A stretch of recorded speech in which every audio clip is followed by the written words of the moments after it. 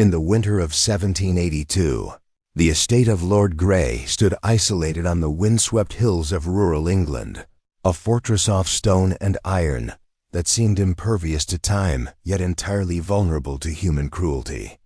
That evening, Thegreet Hall was transformed into a stage for grandeur. Heavy velvet drapes framed the tall windows, silver candelabras gleamed on polished tables, and the scent of roasted meats and spiced wine filled the air. Guests arrived in anticipation of indulgence, unaware that beneath the surface of civility and elegance lay a darkness that would claim them all. At first, the evening followed the rhythm of opulent tradition. Laughter floated over strings and harpsichord melodies. Servants moved silently between the tables, and Lord Grey himself presided with an impeccable composure, his demeanor both charming and disquieting. Yet subtle anomalies shadows that lingered too long, the faint metallic tang in the air, a candle that flickered as if warning hinted that the night was anything but ordinary. Scholars who studied the records describe Lord Grey as a man consumed by obsession, tales of secret rituals in the gardens, missing servants, and an insatiable desire to control every aspect of life circulated among neighbors, growing with the passage of time. Some historians argue that the banquet ended in tragedy through accidental poisoning, while others suggest something more deliberate, a ritual designed to exert dominion over his peers, blending arrogance, cruelty, and perhaps esoteric knowledge. Witness accounts differ in detail, but all agree on a chilling commonality. The guests never left the table alive, and the horror of that evening spread rumors, fear, and speculation for generations. Within the polished walls, the intersection of innocence and malevolence became starkly visible. The unknowing guests, men and women accustomed to wealth, power, and safety, were caught in a convergence of human psychology and ritualistic precision. Servants whispered of unholy preparations. Neighbors recalled a preternatural calm descending before the night, and letters hint at Lord Grey's obsession with secrecy and control. The scene becomes a study of contrasts, life versus death, comfort versus dread, superficial civility versus hidden monstrosity. Even centuries later, the estate resonates with unease. Historians, folklorists, and psychologists debate whether the events were the product of meticulous calculation, deranged indulgence, or forces beyond human understanding.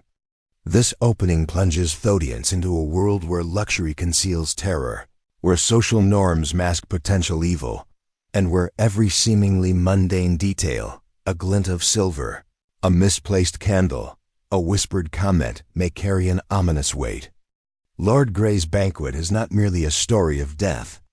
It is an exploration of power, fear, and the human susceptibility to manipulation, leaving viewers to question what they accept as normal and what lurks just beyond perception. The unanswered questions of that night linger like shadows. Were the deaths orchestrated by men, influenced by unseen forces, or the inevitable outcome of indulgence meeting obsession? As the hall fell silent and the candles burned low, the boundary between reality and legend blurred, ensuring the memory of the banquet would endure as both historical record and haunting mystery, challenging each generation to confront the interplay of innocence, cruelty, and the unknown. Lord Grey's life was a tapestry of contradictions, a portrait of a man whose public demeanor radiated refinement and charm, while whose private obsessions exuded a subtle, pervasive menace. Born in 1735 into a lineage of immense wealth and aristocratic influence, Grey inherited not only estates and titles but a mindset steeped in power, privilege, and the expectation of absolute control over both property and people.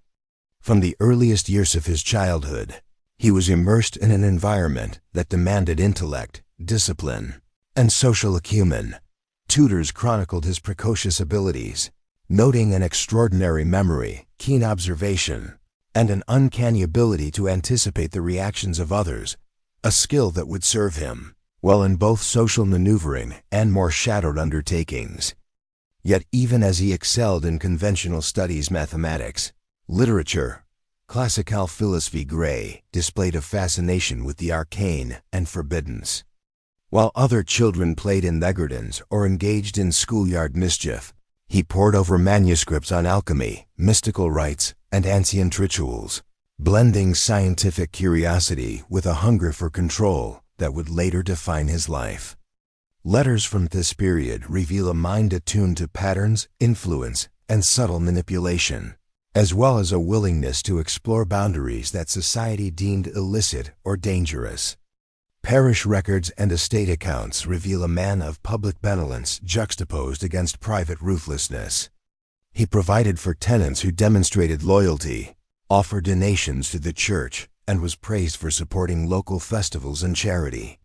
Yet these acts of generosity were strategic, calculated to reinforce his image as a fair and moral landlord while consolidating influence over those whose dependence on him allowed little room for dissent. In business dealings, he was exacting, sometimes cruel, and often unyielding. Debts were enforced with rigid precision, and contractual obligations were imposed without leniency, demonstrating a capacity for control that inspired both respect and fear. Scholars examining these records note the duality of Gray's personality: the cultivated aristocrat admired in society and the enigmatic figure whose obsession with knowledge and hidden powers suggested deeper, more unsettling impulse. Letters, diaries, and estate memoranda indicate that Gray was meticulous in monitoring the behaviors of those around him, cataloging minor transgressions and noting psychological vulnerabilities in both servants and peers. It is within these layers of observation, calculation, and meticulous record-keeping that the foundations of the banquet's horror are revealed. A man capable of orchestrating not merely an event, but an entire environment in which control, power, and fear intersected with devastating precision. Gray's fascination with the occult was well documented, though contemporaries often dismissed it as eccentricity. He maintained a private library containing texts on alchemical transformation, the invocation of spirits, and cryptic treatises detailing symbolic and ceremonial practices long suppressed or forbidden by the Church. He experimented with botanical and chemical substances, seeking methods by which human perception, health, and even life could be influenced. Observers later reported that he conducted experiments on the estate grounds, blending natural science with ritualistic gestures, seeking a confluence of intellect and power that would set him apart from his peers. While some historians argue these pursuits were merely scholarly curiosities, others contend they reveal an obsession with domination and control, the ability to shape the will, experience, and ultimately the fate of others. Gray's correspondence further illustrates this tendency. He wrote extensively about influence, manipulation, and the dynamics of fear, noting the subtle ways in which perception could be guided, belief could be reinforced, and obedience could be extracted without overt force.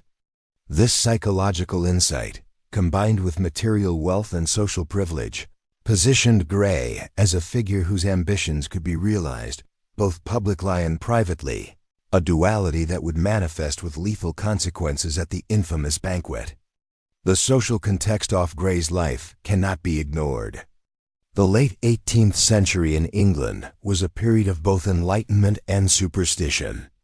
Scientific inquiry advanced alongside entrenched religious belief and local folklore, creating a milieu in which a man of Gray's intelligence could pursue esoteric studies without immediate condemnation while simultaneously exploiting fear and rumor for personal gain.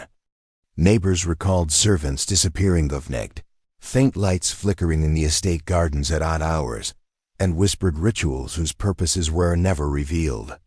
Local chroniclers described a man whose charm concealed cruelty, whose generosity veiled obsession, and whose social acumen allowed him to navigate elite circles while maintaining secretive pursuits. Tales persist of his fascination with human mortality, the boundaries between life and death, and the unseen forces that governed fate.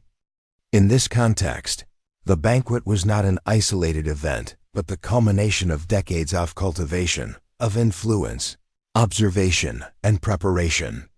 Gray's mastery of social, psychological, and ritualistic remarks meant that the stage for horror was constructed with precision, each element reinforcing control, power, and fear.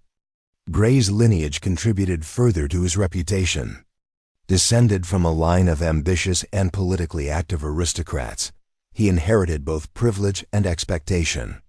Family letters describe pressure to maintain estates, secure advantageous marriages, and cultivate networks of influence. It is within this inheritance that one can trace the seeds of Gray's fascination with dominance, secrecy, and manipulation. Where others may have embraced inherited wealth with passivity, Gray approached it as both shield and weapon, leveraging his position to experiment with power dynamics on a microcosmic scale. Personal writings indicate a meticulous collaging of social interactions, the alignment of status with obedience, and the orchestration of circumstancesto produced desired behaviors in subordinates. The psychological profile emerging from these documents is striking. A man whose intellect was matched only by his desire for control, whose curiosity extended into moral ambiguity, and whose methods of influence were as subtle as they were effective. Letters and diaries from contemporaries provide further evidence of Gray's duality. Guests who visited the estate prior to the banquet described a host of contrasts. Elegant hospitality paired with underlying tension, charm mingled with subtle intimidation, and generosity shadowed by the sense of observation and judgment. Servants noted his insistency and precision in routine, the detailed recording of behaviors, and the presence of rituals whose meaning was only partially explained. Scholars analyzing these accounts highlight a recurring theme: the blending of innocency and danger, comfort and unease, trust and terror. Gray's ability to cultivate these dual impressions allowed him to maintain social legitimacy while pursuing dark and unorthodox interests in private. The psychological tenets of Gray are central to understanding the banquet itself. His meticulousness, fascination with power, and interest in human behavior suggest an individual capable of planning events that maximize psychological impact. The careful orchestration of space, timing, and social dynamics at the estate implies premeditation and an understanding of the interplay between fear, anticipation, and compliance.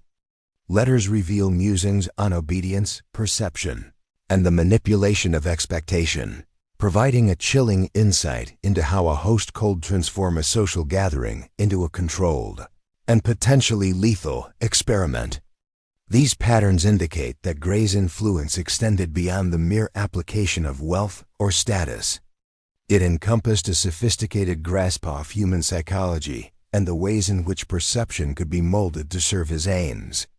By examining Lord Gray's life through lineage, education, correspondence, and social observation, a clear pattern emerges: a cultivated aristocrat whose public persona concealed an obsessive, controlling, and potentially cruel private life. The duality of his character, the charm that drew guests and the intensity that controlled them, sets the stage for the events of the infamous banquet. Here, the innocence of his unsuspecting guests intersected with Gray's meticulous obsession, creating conditions in which the ordinary could give way to the horrific. It is in this collision of public admiration, private obsession, psychological acuity, and ritualistic curiosity that we begin to understand why the banquet unfolded as it did, leaving a legacy of fear, speculation, and historical intrigue that tenders centuries later. Gray's mastery of duality, his ability to blend normalcy with abnormality, and his manipulation of social, psychological, and ritualistic frameworks demonstrate a singular capacity to construct environments in which outcomes could be controlled with terrifying precision. Whether viewed through historical, psychological, or folkloric lenses, Lord Gray emerges as a figure whose life illuminates the intersection of privilege, obsession, and the dark potentials of human intellect. By understanding him, we lay the groundwork for analyzing the banquet not merely as an event, but as the culmination of decades of preparation, study, and social mastery, a nexus where innocence met calculation, and where human horror was made manifest in the most cultivated, chilling form imaginable. The evening of October 14, 1782, began like any other social affair in the annals of the English elite. Lord Grey's estate, perched on the outskirts of the Cotswold countryside, shimmered with candlelight and the subtle flicker of oil lamps. Carriages arrived in orderly succession, disgorging the wealthiest and most influential guests in attire that ranged from silk, brocade to meticulously tailored military uniforms. On the surface, it was a celebration, a display of prosperity, refinement, and the careful maintenance of social hierarchies. Servants hustled along the polished stone corridors, balancing trays of exotic foods and glassware that caught the light in glimmers of gold and crystal. Musicians tuned their instruments in a corner of the great hall, producing strains of Baroque harmony that mingled with the anticipatory chatter of the assembled elite. Yet beneath this veneer of civility and festivity, an unsettling tension lingered, an intangible current that threaded through the air, sensed by hosts attuned to subtleties of human behavior. Observers later recalled that even as the guests entered, an undercurrent of unease threaded their conversations. Some noted Lord Grey's gaze sharp, assessing, a silent weighing of every gesture, every facial twitch. Others remarked upon the meticulous arrangement of the banquet hall, chairs aligned with mathematical precision, plates positioned in near-perfect symmetry, candles placed at measured intervals to cast specific shadows across the oak-paneled walls. What should have been the warmth of conviviality became instead a stage meticulously prepared for psychological and possibly supernatural expertise. Lord Grey, resplendent in a tailored coat of midnight blue with silver embroidery, moved among his guests with ease, offering smiles that did not quite reach his eyes. Letters from attendees describe his charm as magnetic yet subtly disconcerting. He inquired about estates, political affairs, and familial health, always with an undercurrent of observation, noting small gestures, minor hesitations, and expressions that betrayed discomfort or unease. It is within these interactions that historians later discern the first evidence of deliberate orchestration. Grey's meticulous observation was more than social grace. It was a psychological assist in control. His every question, every turn of phrase, was calibrated to reveal vulnerabilities, to elicit subtle shifts in mood, and to subtly manipulate perception. Guests, unaware of the deeper dynamics at play, responded as they had in countless social settings, flattered, compliant, and entirely subject to his careful influence. Yet unlike prior gatherings, this evening was to culminate in consequences far beyond the ordinary. The menu itself was extraordinary, though contemporary reports hint at elements designed to unsettle. Fine wines were poured from crystal decanters, their aroma intoxicating. Yet accounts later suggest that certain dishes were infused with unfamiliar herbs, exotic seasonings, and according to some scholars, compounds with physiological effects. Roasted pheasant, stuffed with mushrooms and truffles, was accompanied by sauces whose precise recipes remain unrecorded. Guests noted subtle flavors that were at once familiar and subtly discordant, provoking minor nausea, headaches, or dizziness in some. Scholars examining surviving documents argue that the combination of foods, drink, and the extended nature of the meal may have been intentionally designed to compromise perception and heighten suggestibility, a tactic consistent with Grey's demonstrated interest in human behavior, influence, and compliance. Meanwhile, servants moved silently, almost imperceptibly, ensuring that every element of the room reinforced the intended psychological atmosphere. Lighting, scent, sound, and arrangement combined to create a sense of unease beneath the superficial charm of the feast.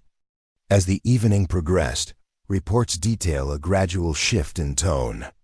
Conversation grew stilted, laughter became hesitant, and an inexplicable weight seemed to descend upon the hall.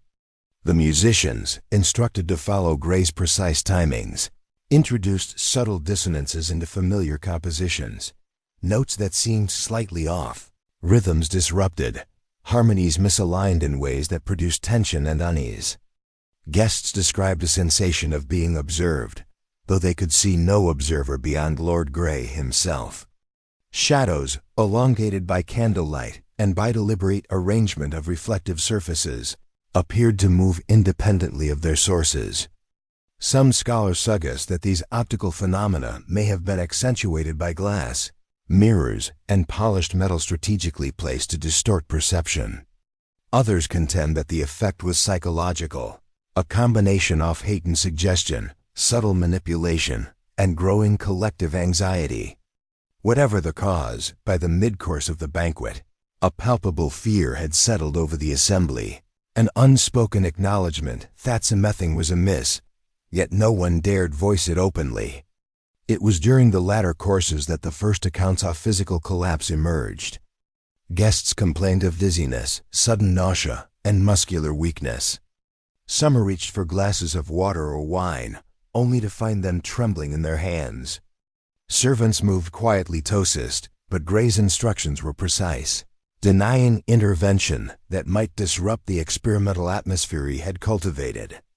Observers later described a sense of inevitability, as if the very room conspired to induce submissions, compliance, and ultimately incapacitation. Letters from survivors indicate that whispers circulate among those who could still speak, ranging from speculation about food poisoning to unspoken suspicion of malicious intent. Priests present reportedly attempted last-minute blessings, crossing themselves and invoking protective prayers. Yet even these interventions appeared insufficient to counter the influence Grey had engineered. The combination of controlled environment, altered perception, and physiological manipulation had begun to assert itself fully. Accounts diverge on the precise mechanisms of death, and it is here that the legend deepens. Some historians maintain that subtle poisoning occurred, administered through wine or food, consistent with compounds known to induce paralysis, delirium, or cardiac stress. Others suggest that Grey's orchestration read less on chemistry and more on the interplay of psychology and environment. Controlled lighting, repetitive reticent music, and prolonged expectation, creating physiological stress, culminating in fatal collapse. Contemporary folklore leans even further into the supernatural. Tales suggest Grey invoked occult rites, with guests struck by invisible forces, shadows twisting around their bodies, and ethereal whispers guiding the phenomenons of each life. Diaries recovered decades later describe final gestures of despair, hands reaching out for invisible support, faces contorted in unspoken terror, eyes wide in recognition of impending doom that could neither be halted nor fully comprehended. The collective trauma of the evening, whether entirely physical, psychological, or partially mystical, cemented the banquet's place in historical memory as a nexus of horror and power. By the night's end, all attendees were dead, each in their chair, as if frozen mid-gesture. Food remained uneaten, glasses half-filled, and instruments still poised as if awaiting a final note. Servants, instructed to maintain appearances until morning, found themselves alone with a tableau of death so precise and deliberate that even they hesitated to intervene. Letters and reports from subsequent investigations highlight the impossibility of simple explanation. No visible signs of struggle, no theft, and no external intrusion were evident. Grey's deliberate orchestration had produced a scene that was both terrifyingly orderly and incomprehensibly archaic. Death rendered ceremonial, precise and absolute, merging the aesthetics of aristocracy with the horror of annihilation. The aftermath of the banquet was equally enigmatic. Local authorities, historians, and visitinculars speculated for years on motive and method. Grey himself vanished from public record shortly after the event, adding to the mystique. Rumors suggested secret societies, arcane rituals, or clandestine experiments on human behavior, each theory attempting to account for the impossible precision of the evening's events. Contemporary chroniclers debated whether the deaths were accidental, criminally orchestrated, or supernatural in origin. creating a fertile ground for myth and speculation. Over time, the banquet became a symbol of power unchecked by morality, of human curiosity entwined with cruelty, and of a societal elite capable of transforming a celebration into a methodical tableau of death. The night of the banquet demonstrates the convergence of human psychology, social hierarchy, ritual, and fear. Lord Grey's meticulous planning, the manipulation of environment and perception, and the potential use of chemical or physiological agents illustrate a mind profoundly attuned to the dynamics of influence. Yet the event also invites speculation into the supernatural, the possibility that certain human actions may intersect with forces beyond comprehension. In this duality between rational explanation and folklore, the banquet has persisted in cultural memory, not merely as an historical curiosity, but as a dark lens through which the intersections of power, morality, and terror can be examined. It remains a cautionary tale, a historical anomaly, and a psychological puzzle, unresolved in fact, yet vivid in collective imagination. The night of the banquet was a culmination of Lord Grey's lifetime of control, manipulation, and obsession. The event embodies a chilling tension between innocence and evil. Guests, unaware of the danger, their trust weaponized by a host capable of exploiting social and psychological norms. Each element, food, wine, music, lighting, arrangement, ritualized gestures, was orchestrated to elicit physiological and psychological responses that, together, led to complete incapacitation and death. Survivors' accounts, fragments of correspondence, and folkloric retellings preserve a memory of the evening that continues to captivate scholars, writers, and curious minds. The banquet stands as a nexus where the human capacity for cruelty, intelligence, and aesthetic sensibility intersect with the unknown, leaving a mystery that challenges the boundaries between rational causation and supernatural speculation. The question that has haunted historians for centuries is deceptively simple. How did every guest at Lord Grey's banquet perish in the same evening? At first glance, the answer seems to demand a material explanation. Scholars and chemists have scoured accounts of the food, wine, and medicines present that night, searching for a chemical agent, a rare toxin capable of producing rapid and simultaneous fatalities. Contemporary reports describe wines of deep ruby and amber hues, exotic dishes prepared with meticulous precision, and ingredients poured from distant colonies, some of which were unfamiliar even to local apothecaries. Analysts note that aristocrats of the era often experimented with rare substances. Arsenic, belladonna, and opium derivatives were sometimes incorporated into elixirs, intended to heal or to impress. Yet such poisons leave telltale marks: convulsions, discoloration, gastrointestinal distress, but survivors.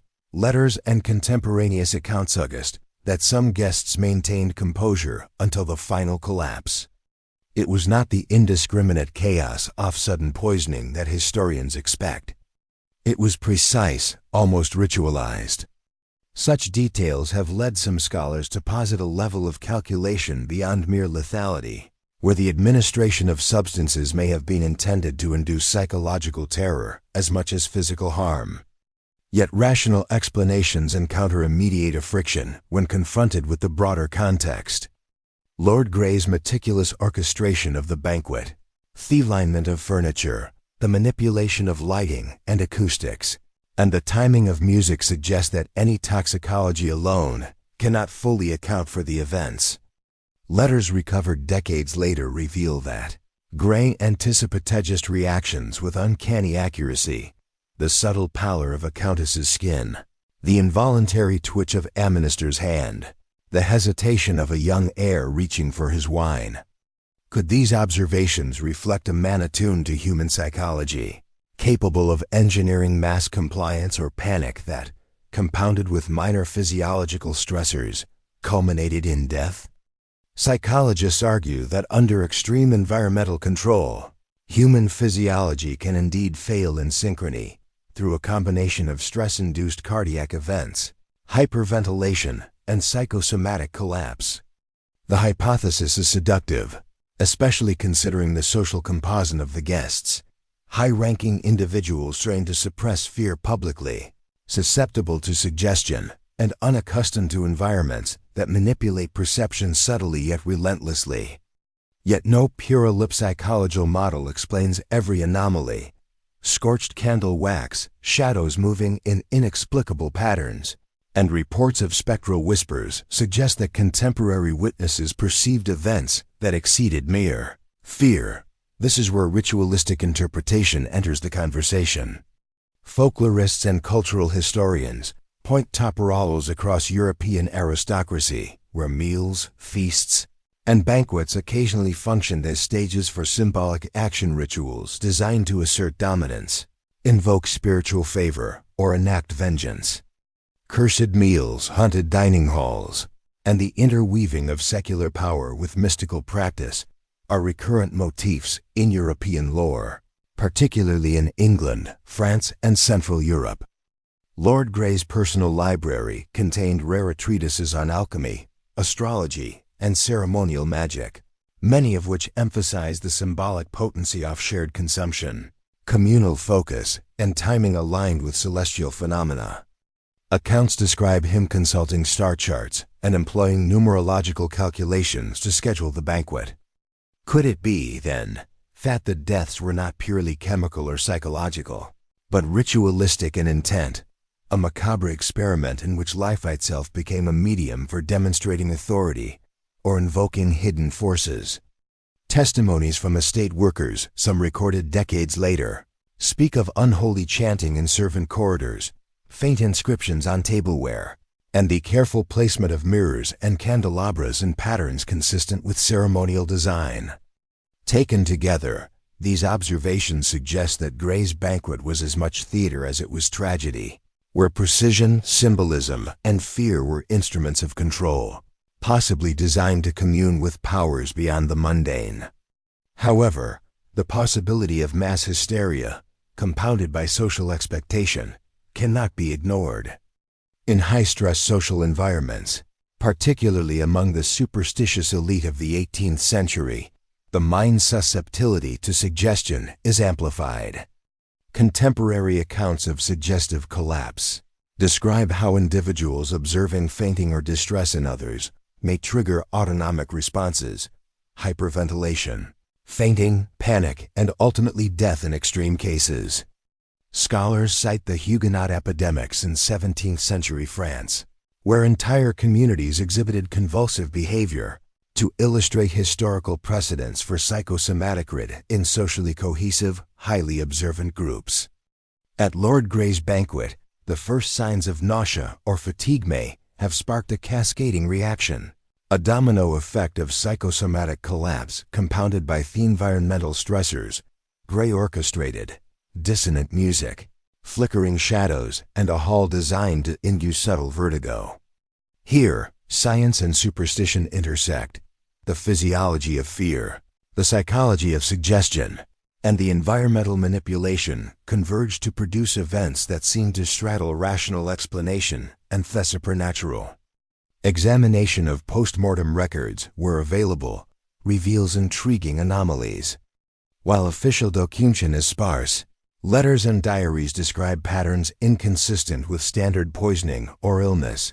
Some guests were found with clenched hands, suggesting sudden muscular contraction. Others displayed pallor or cyanosis indicative of hypoxia. A few appear to have convulsed minimally.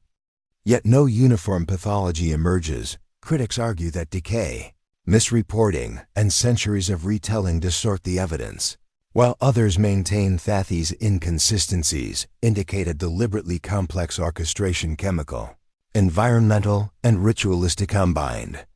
Grey's potential use of substances, perhaps mild toxins or hallucinogens, may have enhanced susceptibility to environmental stressors, creating an engineered synergy between body, mind, and setting. Such a scenario is consistent with his known interest in alchemy and experimental manipulation, yet it cannot fully account for reports of shadows moving independently, whispered voices in empty corridors, or the eerie stillness described by surviving servants. Folkloric interpretations add another layer of complexity. European tradition surrounding cursed feasts, aristocratic malevolence, and symbolic inversion of natural order resonate strongly with accounts of Gray's banquet. The act of dying at the table, mid-meal, transforms the ordinary domestic ritual into a liminal space where life, death, and the perception of spiritual forces intersect. Thales recounts servants observing their masters frozen mid-gesture, as though time itself had been manipulated. Historians note that these legends emerged rapidly, suggesting that contemporary observers perceived events as exceeding the boundaries of rational explanation. Was the banquet a vehicle for demonstrating the supernatural power of its host, a macabre tableau engineered to terrorize, or an extreme psychosocial event interpreted through the lens of existing folklore? Perhaps it was all three, a convergence of human malice, environmental manipulation, and cultural expectation, producing a memory that defies simple categorization. Theories of madness also contend with the evidence. Lord Grey may have been motivated by obsession, compulsion, or a profound psychological for control, turning the banquet into an ultimate expression of dominance over life itself.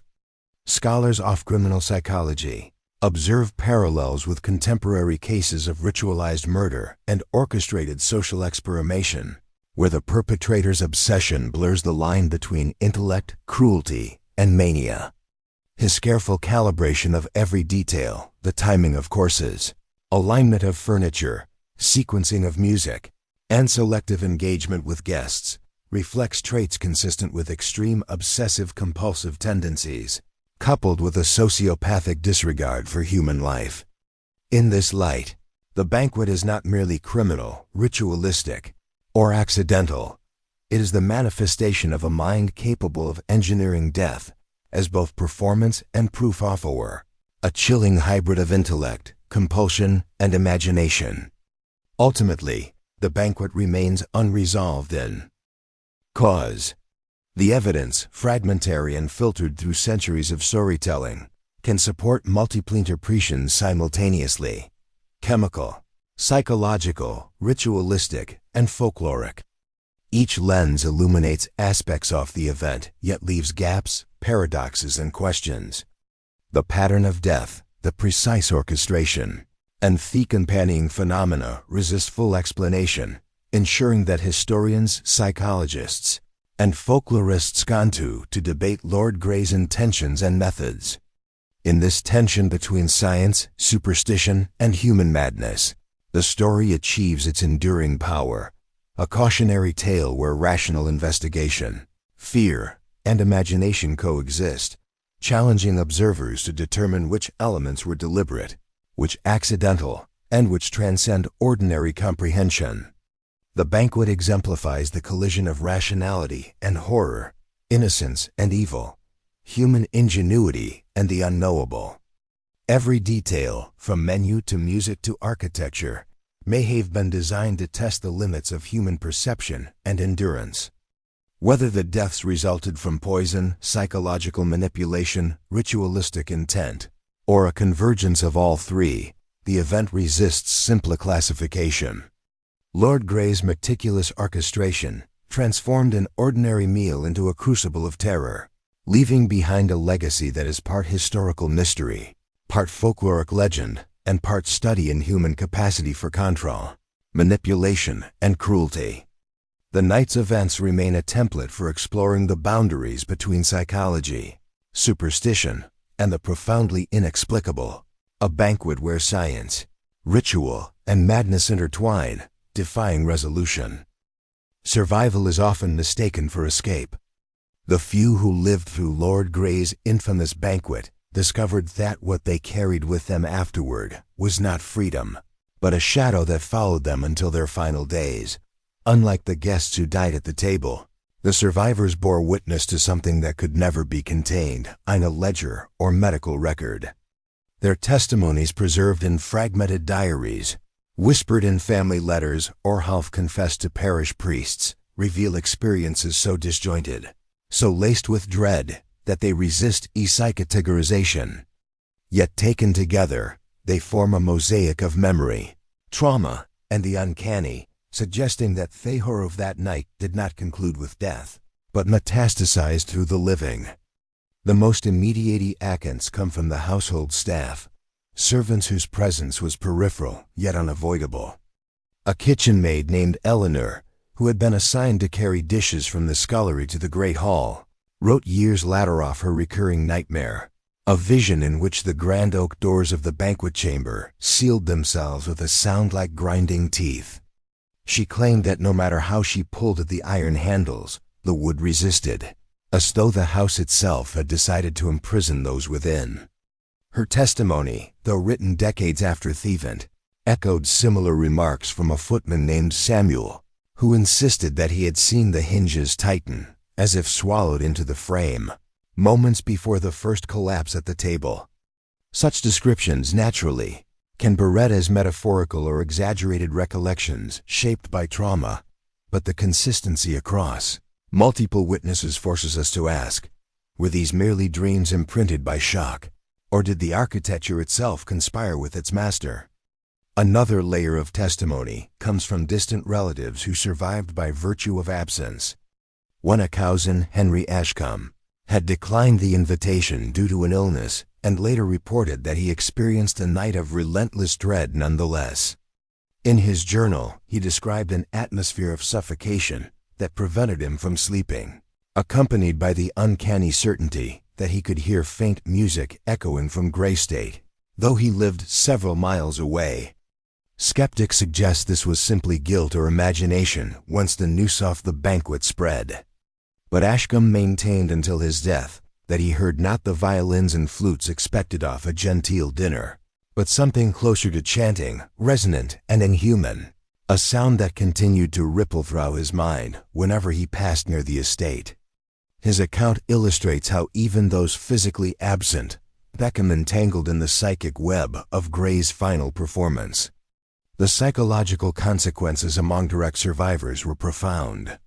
Eleanor, the maid, never married and was described by later generations as a recluse, frequently muttering to herself about shadows that knew her name. Samuel, the footman, emigrated to America, where he lived under an assumed identity, reportedly changing his surname to sever ties with his past. Yet in one letter to a cousin, preserved in a private archive, he confessed that every doorway he entered seemed narrow as though waiting to close behind him, and that mirrors occasionally revealed movements his body had not made. Whether these were symptoms of trauma-induced paranoia or echoes of something stranger, they show how memory itself became an accomplice in perpetuating horror. The estate workers who had not attended the banquet proper stable hands, gardeners and laundresses also reported uncanny experiences in Thiefdermouth. Several refused to enter the Great Hall even after it was cleared and sanitized, claiming that the air inside was heavy, like breathing smoke without fire. One gardener described seeing footprints across the frost off the lawn the following morning, but not leading away from the hall, rather converging toward it from all sides, as though the earth itself had delivered guests to Gray's table. Such accounts blur the boundary between observation and folklore, but their persistence across multiple testimonies cannot be ignored.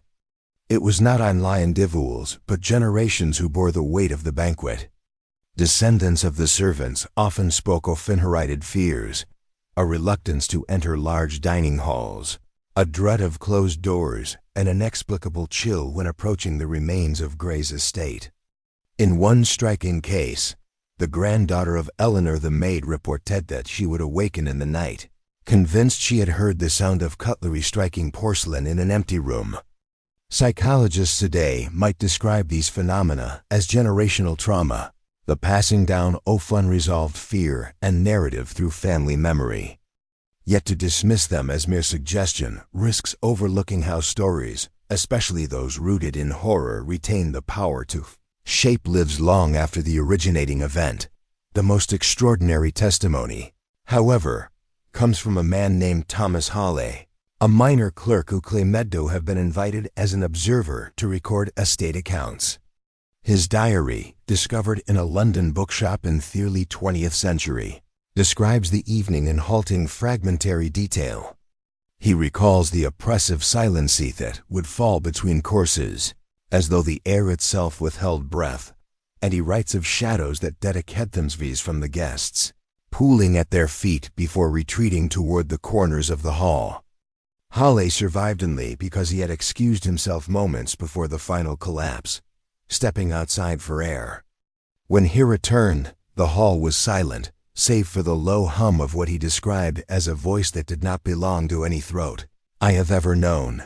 His account ends abruptly, mid-sentence, and some scholars suspect the final pages were deliberately removed, perhaps by family ashamed of his apparent descent into madness. Yet of fragmentary, his words linger as one of the most chilling descriptions of that night. As decades passed, the estate itself became a locus of rumor. Travelers swore they heard faint clinking of glasses when passing the property after nightfall. Locals whispered that Gray's influence persisted, that he had bound not only his guests but also land to his will. Children dared one another to approach the locked gates, claiming that those who lingered too long felt a sudden pressure on their chests, as though unseen hands sought to drag them backward. While historians often interpret such tales as embellishment or village superstition, they illustrate the endurance of fear, how trauma transfigures into folklore, and how survivors' memories seed entire communities with unease. There is also the disturbing question of whether Lord Gray's reach extended beyond his death. A handful of accounts describe seemingly ordinary objects from the banquet cutlery, candlesticks, fragments of table linen, that latter brought misfortune to those who possessed them. A silver goblet, reportedly taken by a servant as a keepsake, was said to cause nightmares in anyone who drank from it. A portion of embroidered cloth was blamed for a series of illnesses within one family. Skeptics argue these are coincidental tragedies attributed to cursed relics, but the pattern reinforces the belief that Gray's banquet was not confined to one night, but radiated outward through objects, memories, and whispers. The interplay between trauma and folklore becomes especially apparent in the lives of descendants. Families with connections to the estate often struggled with a dual inheritance: pride in aristocratic association and shame in the legacy of death. Some changed their names, attempting to escape the shadow. Others leaned into it, spinning tales of survival into symbols of resilience. Yet even those who denied any belief in curses admitted to moments of inexplicable dread. Doors that creaked without cause, sudden chills during meals, or dreams of endless feasts that ended in silence. The survivors of Gray's banquet remind us that the human mind is both fragile and tenacious. It can fracture under horror, inventing explanations that blend superstition and memory. Yet it can also carry that horror forward, preserving it for future generations, embedding it into local folklore until the line between history and legend dissolves, whether the events described self-locking doors, independent shadows, spectral voices were hallucinations of traumatized minds, or evidence of something truly unnatural. Their persistence suggests that horror is not confined to the moment of its occurrence. It expands, infects, and endures. In the end, witnesses and survivors complete the narrative rather than clarify it. Their accounts resist synthesis, each pointing in different directions: psychological trauma, supernatural intrusion, architectural malevolence, or ritualistic resonance. What unites them is not the detail, but the effect. A profound and enduring sense of dread that shaped not only their lives, but the imagination of entire communities. Lord Gray may have orchestrated a single night of horror, but through the witnesses who escaped, he secured a legacy that could not be buried. Their testimonies, fragmented and contradictory, are perhaps the most powerful evidence of all, not of what happened, but of how deeply it was felt. For it is through the living that horror survives, carrying forward shadows that refuse to fade. History rarely offers a single truth, and the story of Lord Gray's banquet is no exception. Over the centuries, scholars, priests, folklorists, and conspiracy theorists have each attempted to piece together the fragments of that night, only to find themselves ensnared in contradictions. What remains is not one explanation, but a kaleidoscope of possibilities, each theory reflecting the fears and fascinations of the era in which it was told.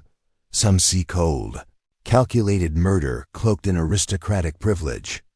Others discern the outlines of ritual, an occult experiment disguised as a feast. Still others whisper of political conspiracies buried beneath the veneer of tragedy.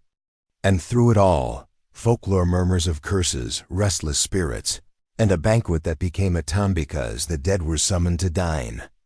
The multiplicity of explanations is itself a revelation. The event refuses to be caged by reason, leaving us stranded between plausibility and dread.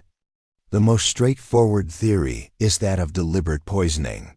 Historians who approach the banquet through the lens of criminology suggest that Lord Grey, an ambitious man with a documented interest in chemistry and alchemy, used the feast as a stage for murder. Several records hint at his acquisition of exotic powders and tinctures from traders in London and even across the Channel. Arsenic, mercury compounds, and other toxins were all within reach of a wealthy landowner. According to this theory, the simultaneous deaths were not evidence of the supernatural but of careful planning. Wine tainted, sauces laced, or perhaps fumes released into the hall. The motive, too, is speculated upon Wascry eliminating rivals, testing the boundaries of human endurance, or indulging in a sadistic spectacle, an act of control so absolute that no guest would leave his table alive. To the advocates of this theory, the banquet was a crime of power disguised as hospitality, a reminder that the aristocracy wielded life and death with terrifying impunity. Yet poisoning, for all its rational allure, struggles to account for certain details. How do we reconcile the survivors' descriptions of shadows moving independently, of doors that closed without touch, of voices that teachowed without source? Skeptics dismiss these as hallucinations induced by fear, stress, or the toxins themselves, but such dismissals only deepen the unease. If chemical murder was the entire story, why do the records resonate with elements more commonly found in folklore than forensics? The theory of poisoning explains death but not dread, the corpses but not the terror that clung to the living. Here enters the second theory, ritual.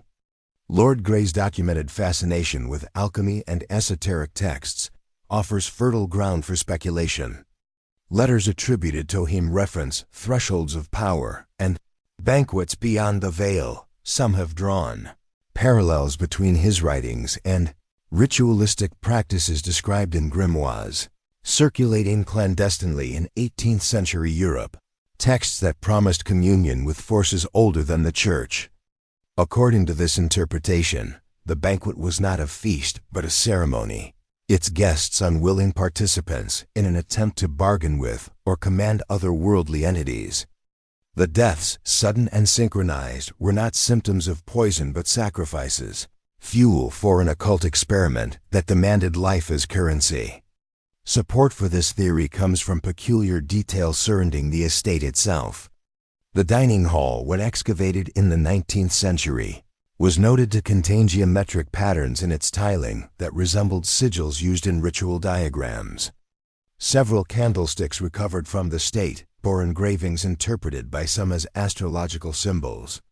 Were these mere decorations or evidence that the room had been prepared as a ritual space?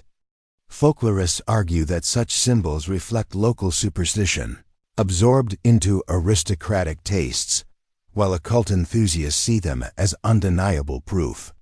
Once again, interpretation splits us. Was Grey a curious aristocrat indulging in fashionable mysticism, or a man who sought to overturn natural law by binding death itself? If the ritual theory unnerves, the conspiracy theory disturbs in different ways. Some researchers propose that the banquet was a smokescreen, a convenient cover for larger crimes. Lord Grey, after all, moved in circles where politics and secrecy intertwined. Letters suggest he was involved in negotiations regarding land disputes, colonial ventures, and even clandestine dealings with rival factions within Parliament. According to this interpretation, the banquet may have served as an execution under the guise of misfortune, eliminating those whose silence benefited larger schemes. In this reading, the supernatural details are embellishments layered onto an event whose true horror lay in the cold machinery of political power. The deaths, whether by poison or engineered accident, masked a redistribution of wealth and influence. If true, the legacy of the banquet is not just horror, but also conspiracy, the erasure of truth to protect privilege. Still, conspiracy alone cannot explain why the story endured in forms far more grotesque than political scandal. For every historian who insists on pragmatic motives, there are a dozen folklorists who point to Thinder and curse narrative. In local legend, Lord Grey is said to have invited not only his earthly guests, but also spirits from beyond. Villagers whispered that the banquet was attended by more than flesh and blood. Fat invisible presences sat at the table, waiting to claim the living. Some versions insist that Grey himself rose after death, continuing to preside over spectral feasts. Others describe the estate as a liminal place, a threshold where a boundary between worlds was violated. These tales, passed down through generations, transform the tragedie d'Into myth, embedding it within a cultural landscape where cursed meals, restless dead, and aristocratic cruelty intersect. The folkloric dimension also connects Grey's banquet to broader European traditions. Tales of cursed feasts appear across the continent, from Hungarian legends of nobles who defied the church and were condemned to dine forever in silence, to German stories of castles where eternal banquets replay beneath the earth. Grey's feast may have been absorbed into this mythic pattern, its details embellished to fit cultural archetypes. Yet folklore, for all its exaggerations, also preserves truths: the psychological terror of confinement, the suspicion of elites, the fear of spaces where hospitality turns to entrapment. Whether the banquet birthed these legends or was consumed by them, its transformation into folklore reveals its haunting resonance. Among the most unsettling theories is the hybrid view, where psychology, poison, and ritual interlace. In this interpretation, Grey may have poisoned his guests but framed the event as ritual, ensuring that survivors' persons were warped by fear. The suggestion of occult power, combined with the physiological effects of toxins, could produce hallucinations, shadows that moved, and voices that did not exist. This theory highlights the role of perception. Reality need not be supernatural to feel uncanny. By manipulating belief, Grey could craft a horror that outlived him, a performance of terror staged in both body and mind. But even this hybrid explanation falters when confronted with the endurance of the tale. Why do descendants, generations removed, still report dread when near the estate? Why do objects from the banquet carry reputations of misfortune? Trauma and rumor can explain much, but perhaps not all. Theories multiply because none are sufficient. Each was part of the riddle while leaving its heart untouched. Poison explains death, ritual explains intention, conspiracy explains motive, folklore explains endurance, but none explain the totality. The banquet remains a prism, reflecting different truths depending on the light we cast upon it. Perhaps the most chilling possibility is that the multiplicity of theories is itself the point. Lord Grey, fascinated by control and spectacle, may have engineered an event so layered, so riddled with ambiguity, that it defies resolution. If he sought immortality, have found it not in life but in legend, ensuring that centuries later we would still debate him, still circle the banquetable with questions rather than answers. His crime, or his ritual, or his curse, achieved what few humans ever do. He became eternal, not in body but in story. In weighing these theories, poison, ritual, conspiracy, curse, we confront the limits of explanation. Each path draws us closer to an answer, but never delivers us across the threshold. That is the enduring power of the banquet. It refuses closure. The guests may have died, but the story lives, sustained by ambiguity. Innocence and evil blur, truth and myth entwine, psychology and superstition overpole. And in that tension, we find the essence of horror, not the certainty of knowing, but the terror of never knowing enough. Lord Grey's banquet endures because it cannot be resolved. Was it crime, madness, ritual, or curse? Perhaps it was all of these or none. Perhaps the truth sits still at that long oak table, waiting for us to pull up a chair, pour a glass, and risk listening to the silence between the clinking of silver. For silence, as survivors and legends alike remind us, is never empty. It is a vessel, and sometimes it holds the voices of the dead. The sinister banquet of Lord Grey endures not simply because of the deaths that unfolded within the walls of that lavish dining hall, but because of the questions that remain suspended in silence. Every retelling, whether by historians poring over records, folklorists collecting village tales, or descendants whispering about family curses, reopens a wound that refuses to heal. The banquet was not only a moment of tragedy, but a convergence of forces: social ambition, ritualistic obsession, psychological fear, and perhaps even supernatural interference. In that sense, the story is larger than one man or one night. It is a mirror reflecting humanity's deepest anxieties about power, mortality, and the limits of comprehension. When we examine Lord Grey's actions, whether as calculated occult ritual, or political maneuvering, we are forced to confront the unsettling truth that human ambition often strays into darkness, and that those who command wealth and privilege sometimes see others not as guests, but as instruments of their will. The estate itself has become more than stone and timber. It is a monument to ambiguity. Visitors who approach its ruins speak of an atmosphere that resists time, a heaviness in the air that suggests memory has substance. Objects retrieved from the banquet cutlery, fragments of wine bottles, scorched candles carry reputations of misfortune, as though the residue of that night clings to every artifact. These lingering associations are not easily dismissed as superstition. Rather, they testify to the enduring psychologic imprint of events so horrific they exceed rational explanation. Trauma embeds itself not only in survivors, but in communities, shaping stories that persist across generations. In this way, the banquet lives on, not through certainty, but through haunting repetition. The power of the story lies in its resistance to resolution. Was Lord Grey a murderer, a ritualist, or a pawn in larger conspiracies?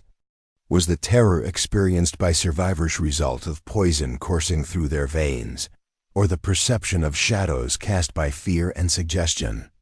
Each theory answers something while leaving other mysteries untouched. And perhaps that is the banquet's greatest legacy, its ability to remind us that history is not a fixed ledger, but a shifting narrative, shaped by memory, belief, and the stories we choose to tell. In its ambiguity, the tale resists the flattening certainty of conclusion, inviting instead the unease of endless questioning. Ultimately, Lord Grey's banquet is not only about death, but about the endurance of mystery. It challenges us to consider the boundaries of human cruelty, the fragility of perception, and the possibility, however uncomfortable, that some events occupy a liminal space where reason and the supernatural intertwine. The unanswered questions become the story itself, compelling us to return, again and again, to that long table where silence reigns and shadows linger. What happened that night may never be fully known, but its legacy ensures that Lord Grey continues to preside over a banquet that no one truly leaves. Bend.